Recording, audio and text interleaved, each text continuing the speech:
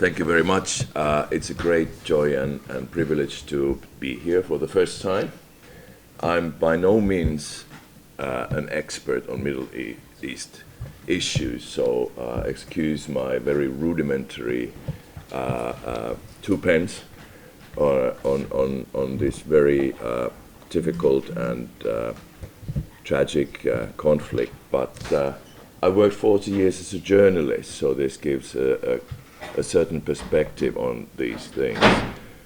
So as a journalist, I've witnessed the audience facing a fatigue on these ongoing atrocities. There is a limit, a human limit, that we can receive this kind of tragic news and news of all these atrocities, which are really hard to believe what has happened in the genocide of Gaza. So I can understand that now people feel a relief and they are willing to believe that it's all over. We all know it's not all over. The atrocities continued, perhaps in a different scale, and as so powerfully reminded by ex-Prime Minister, this has really accumulated for such a long time, for decades. And all these wrongs and continued settlement occupations are not going anywhere. But I think that people are kind of, or we are kind of making believe that the worst is over.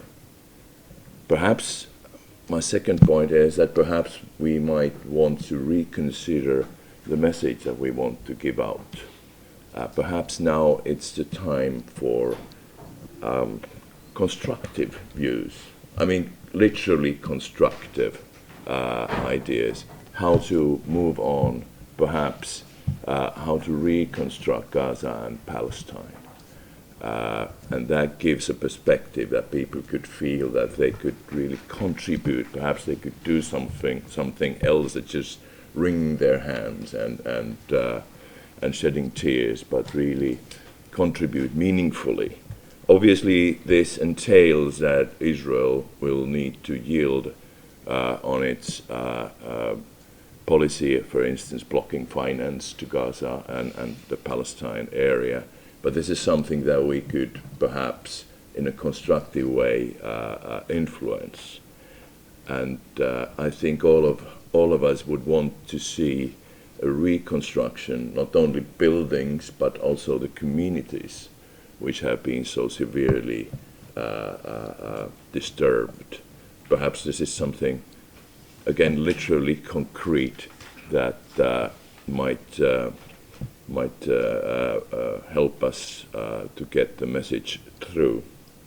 And my third and final point, I will save time for esteemed colleagues here, is that I'm wondering, since I already admitted I'm not the Middle East expert by no means, is there an internal Israeli opposition to all these atrocities, to all these Netanyahu policies? If so, I would really love to have them around this table.